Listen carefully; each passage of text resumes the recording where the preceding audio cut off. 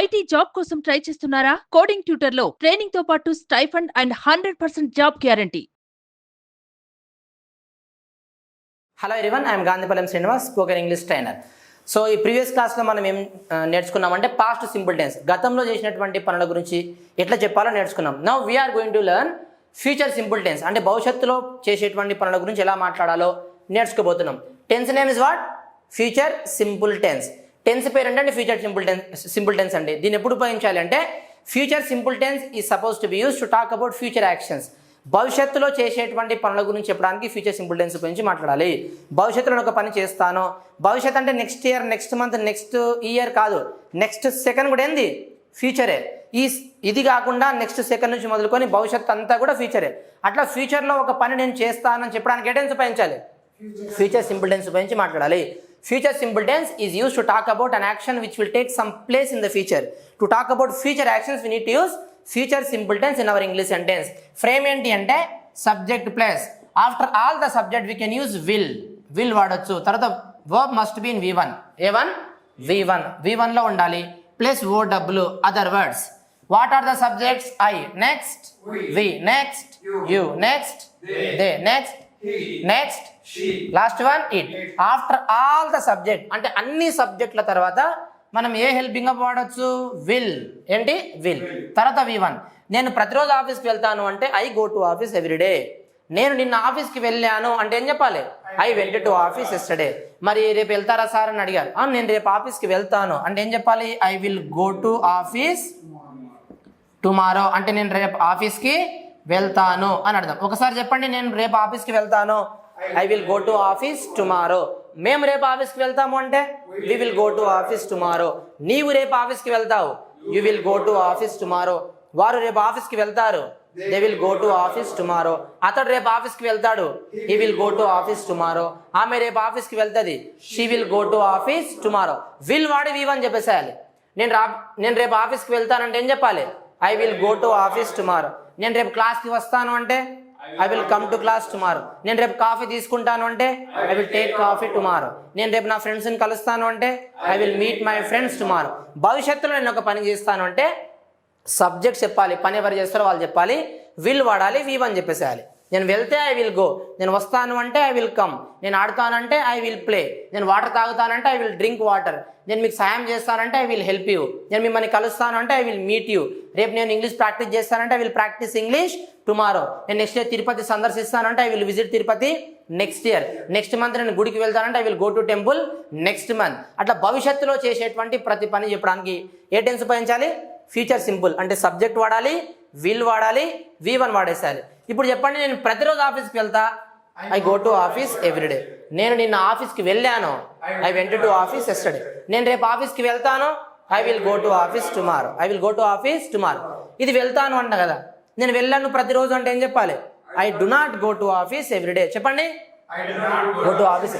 నేను నిన్న ఆఫీస్కి వెళ్ళలేదు అంటే did not go to office yesterday కదా. ఇక్కడ కూడా నేను రేపు వెళ్తాను అంటే I will go to office tomorrow. అంటే నేను రేపు ఆఫీస్కి వెళ్తాను అని.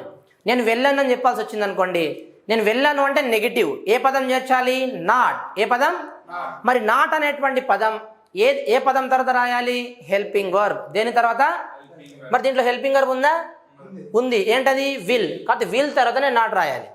సో ఏం చెప్పాలి? I will not go to office tomorrow. చెప్పండి, I will not go to office tomorrow. మేము రేపు ఆఫీస్కి వెళ్ళము, we will not go to office tomorrow. నీవు రేపు ఆఫీస్కి వెళ్ళవు, you will not go to office tomorrow. వారు రేపు ఆఫీస్కి వెళ్ళరు, they will not go to office tomorrow.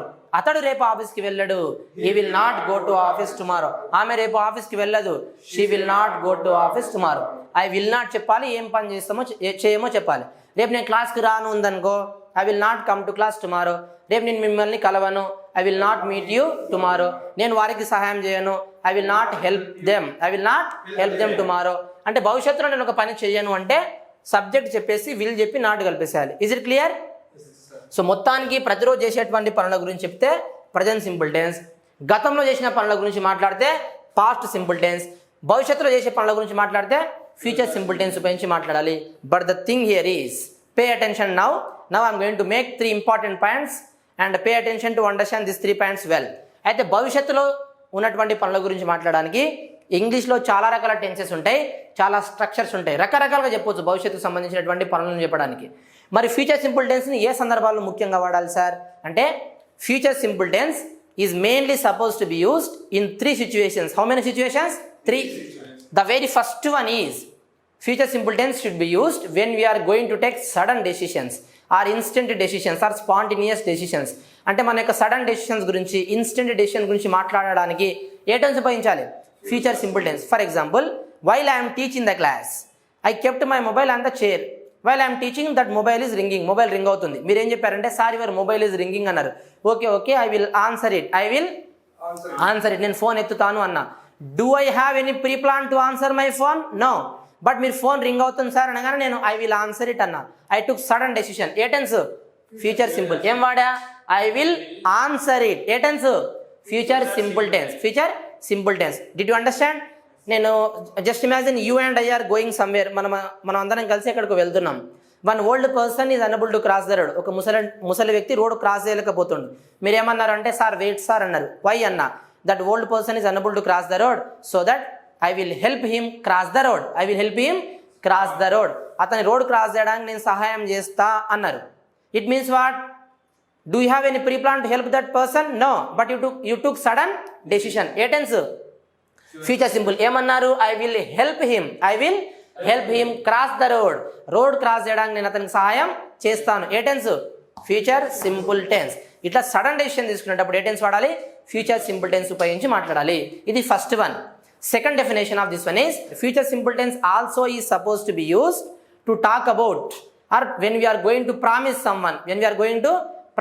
Someone else. అంటే ఎదుటి వ్యక్తికి మనం ప్రామిస్ చేసేటప్పుడు ఈ టెన్స్ ఉపయోగించి మాట్లాడాలి. నేను అడిగాను I need money, could you please help me, నాకు కొద్దిగా డబ్బు అవసరం, కొద్దిగా సహాయం చేయమని అడిగాను. మీరు నన్ను అనొచ్చు sir don't worry I will help you అంటే మీరు నాకు ఏం చేస్తున్నట్టు? ప్రామిస్ చేస్తున్నట్టు. ఏం చేస్తున్నట్టు? నేను మీకు డబ్బులు సాయం చేస్తాను లేదా మీకు సాయం చేస్తాను, మీరు నాకు ఏం చేస్తున్నట్టు? Promise.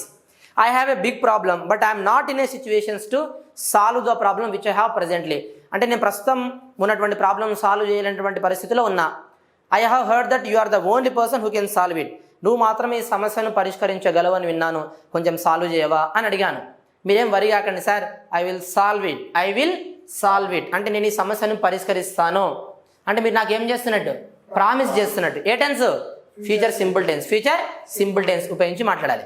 First one to talk when we are going to take sudden decision. Second one to express our promises we need to use future simple tense. Third definition, future simple tense can also be used when we are going to offer something. Offer ఇచ్చేటప్పుడు వాడాలి. చిన్న example చెప్తా. మనం అందరం కూడా ఎప్పుడైనా అలసిపోయినప్పుడు ఇంటికి వెళ్తాం. చుట్టుపక్కల చిన్నపిల్లలు ఉంటారు, వాళ్ళకి డబ్బులు ఇచ్చి కిరాణా షాప్కి వెళ్ళి ఒక వస్తువు తీసుకురా అని చెప్తాం. వాళ్ళు ఏమంటారు? నేను పోను అంటారు. అప్పుడు ఆఫర్ ఇస్తాం. మరే నువ్వు వెళ్ళి కిరాణా షాప్కి వెళ్ళి తీసుకొస్తే నేను నీకు 10 రూపాయలు ఇస్తాను అంటాం. అంటే if you go and bring I will give you 10 rupees అంటాం. అంటే వాడికి మనం ఏమిస్తున్నట్టు? ఆఫర్ ఇస్తున్నట్టు. ఏమిస్తున్నట్టు? ఇట్లా ఆఫర్ ఇచ్చేటప్పుడు ఏం వాడాలి? ఫ్యూచర్ సింపుల్ టెన్స్ ఉపయోగించి మాట్లాడాలి. To express sudden decisions, to express promises and to express offers we need to use future simple tense in our English sentence. మొత్తానికి భవిష్యత్తులో నేను ఒక పని చేస్తా అంటే టెన్స్ ఉపయోగించాలి? ఫ్యూచర్ సింపుల్ టెన్స్ ఉపయోగించి మాట్లాడాలి. ప్రజెంట్ సింపుల్ అంటే ప్రతిరోజు చేసేటువంటి పనులు. పాస్ట్ సింపుల్ అంటే గతంలో చేసినటువంటి పనులు. ఫ్యూచర్ సింపుల్ టెన్స్ అంటే భవిష్యత్తులో చేసేటువంటి పనులు మాట్లాడడానికి ఈ టెన్స్ ఉపయోగించి మాట్లాడాలి. Is it clear? రైట్.